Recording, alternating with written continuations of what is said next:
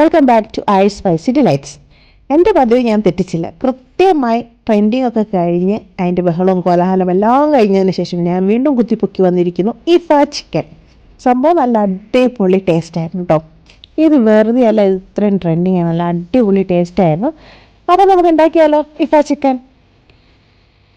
Chicken തയ്യാറാക്കാൻ വേണ്ടി കഴുകി വൃത്തിയാക്കി വെച്ച ചിക്കനിലേക്ക് 1 ടേബിൾ സ്പൂൺ ഇഞ്ചി വെളുത്തുള്ളി പേസ്റ്റ്, 1 ടേബിൾ സ്പൂൺ കാശ്മീരി മുളക് പൊടി, 1/2 ടീസ്പൂൺ മഞ്ഞൾപ്പൊടി, 1 ടേബിൾ സ്പൂൺ കുരുമുളക് പൊടി, ആവശ്യത്തിനുള്ള ഉപ്പും, 1 ടേബിൾ സ്പൂൺ തൈരും കുറച്ച് വിനാഗിരിയും കൂടി ചേർത്ത് ചിക്കൻ നന്നായിട്ട് മാഗ്നേറ്റ് ചെയ്ത് വയ്ക്കാം. നിങ്ങൾക്കൊരു സമയം ഉണ്ടെങ്കിൽ ഓവർനൈറ്റ് വയ്ക്കാം. ഞാൻ എന്തായാലും ഇത് ഓവർനൈറ്റാണ് വയ്ക്കുന്നത്. ഓവർനൈറ്റ് വെച്ചാലാണ് അതിൻ്റെ ഒരു കറക്റ്റായിട്ടുള്ള ടേസ്റ്റ്, നമുക്ക് ഈ മസാലയുടെ ഒക്കെ കറക്റ്റ് ടേസ്റ്റ് ചിക്കനിലേക്ക് പിടിക്കാം. അപ്പോൾ അത്രയും സമയം വയ്ക്കുന്നുണ്ട്. സമയമില്ല എന്നാണെങ്കിൽ നിങ്ങൾക്കൊരു 1-2 മണിക്കൂർ റെസ്റ്റ് ചെയ്യാൻ വയ്ക്കാം. ഇനി ഒരു കടായിലേക്ക് ബട്ടർ ഇട്ട് കൊടുക്കാം. ബട്ടറിലാണ് ഞാൻ ചിക്കൻ ഫ്രൈ ചെയ്തെടുക്കുന്നത് കേട്ടോ. നിങ്ങൾക്ക് ബട്ടർ വേണ്ടെങ്കിൽ നിങ്ങൾക്ക് ഓയിലിൽ ചെയ്യാവുന്നതാണ്.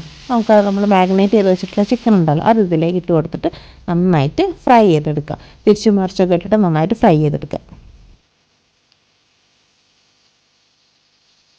ചിക്കൻ അവിടെ ഇരുന്ന് ഫ്രൈ ആവട്ടെ. ആ സമയം കൊണ്ട് നമുക്ക് ചെറിയൊരു സോസ് റെഡിയാക്കാനുണ്ട്. അതിനുവേണ്ടി മിക്സിയുടെ ജാറിലേക്ക് 3 വെളുത്തുള്ളി, 2 മുട്ടയുടെ വെള്ള, കുറച്ച് ഓയിൽ, 2 ചീസ് സ്ലൈസും ആവശ്യത്തിനുള്ള ക്രീമും കൂടി ചേർത്ത് ഒന്നൊന്ന് ബ്ലെൻഡ് ചെയ്തെടുക്കാം.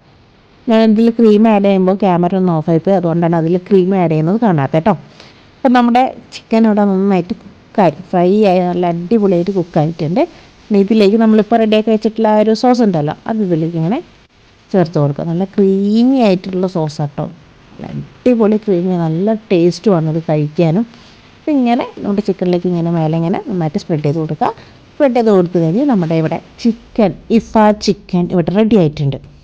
അപ്പോൾ എത്രയേ ഉള്ളൂ, വളരെ സിമ്പിളായിട്ട് തയ്യാറാക്കാൻ പറ്റാതെ നല്ല അടിപൊളി ടേസ്റ്റ് തയ്യാറാക്കാൻ പറ്റിയ ഒരു അടിപൊളി റെസിപ്പി തന്നെയാണ് ഇഫ ചിക്കൻ. ഇതിനി ആരെങ്കിലും ട്രൈ ചെയ്യാത്തവരുണ്ടെങ്കിൽ ഉറപ്പായിട്ട് നിങ്ങളിത് ട്രൈ ചെയ്ത് നോക്കണം കേട്ടോ. അത് നല്ലൊരു അടിപൊളി ഐറ്റം തന്നെയാണ്.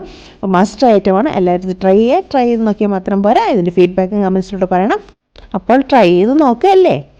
വീഡിയോ ഇഷ്ടമായ ലൈക്ക് ചെയ്യുക, അതുപോലെ മാക്സിമം ഷെയർ ചെയ്ത് കൊടുക്കുക. ചാനൽ ആദ്യമായി കാണുന്നവരാണെങ്കിൽ ഇതുപോലത്തെ ഈസി റെസിപ്പികൾ കിട്ടാൻ വേണ്ടി എൻ്റെ ചാനൽ സബ്സ്ക്രൈബ് ചെയ്ത് വെച്ചാൽ കൂടെ ബെൽ ബട്ടൺ കൂടി എനേബിൾ ചെയ്ത് വെച്ച് ഞാനിടുന്ന വീഡിയോസിൻ്റെ നോട്ടിഫിക്കേഷൻ നിങ്ങൾക്ക് കിട്ടുന്നതാണ്. അപ്പോൾ അടുത്തൊരു വീഡിയോയിൽ പുതിയൊരു അടിപൊളി റെസിപ്പിയുമായി നമുക്ക് വീണ്ടും കാണാം. അതുവരെ ടാറ്റാ.